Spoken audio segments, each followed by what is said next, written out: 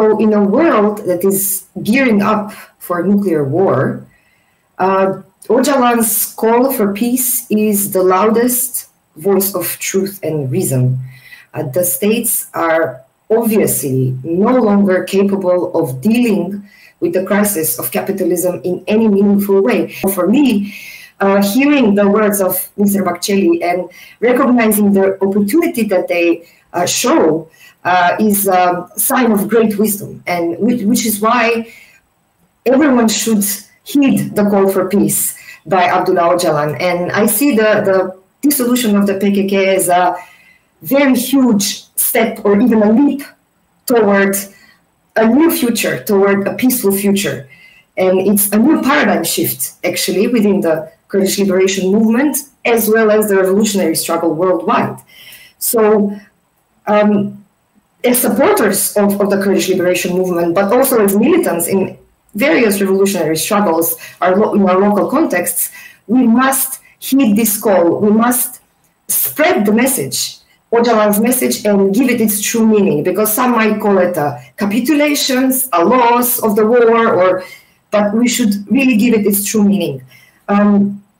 I started reading the letter he sent to the Congress, and I still haven't finished it because it's something that you need to read slowly and think about every sentence and every word.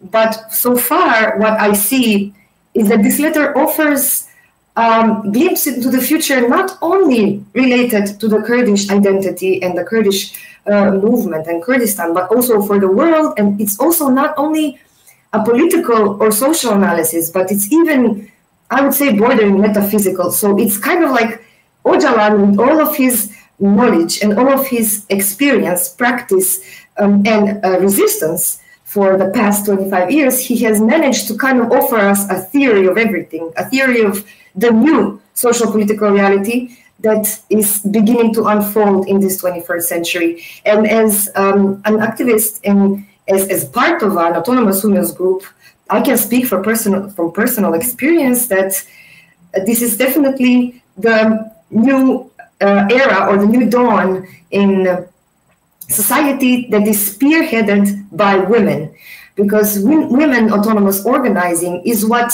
opens the way for dealing with truth and reality the way it's meant to be dealt, without hiding behind empty promises and empty words and different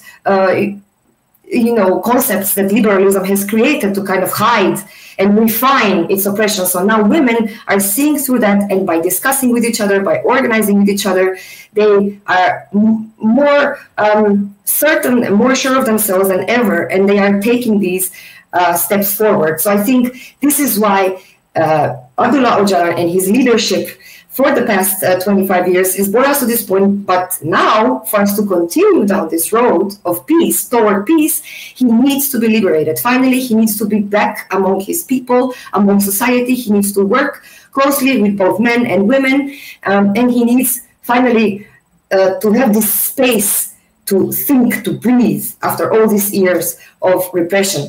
For that, I call on the Turkish state to act upon and to follow through the agreement, because Abdullah Öcalan did what he was supposed to do, the PKK did what they were supposed to do, and now it's up to the Turkish state to fulfill its promise. And I would also like to salute Mr. Abdullah Öcalan for everything he has done, for illuminating us and liberating us from the dangers and horrors of capitalism.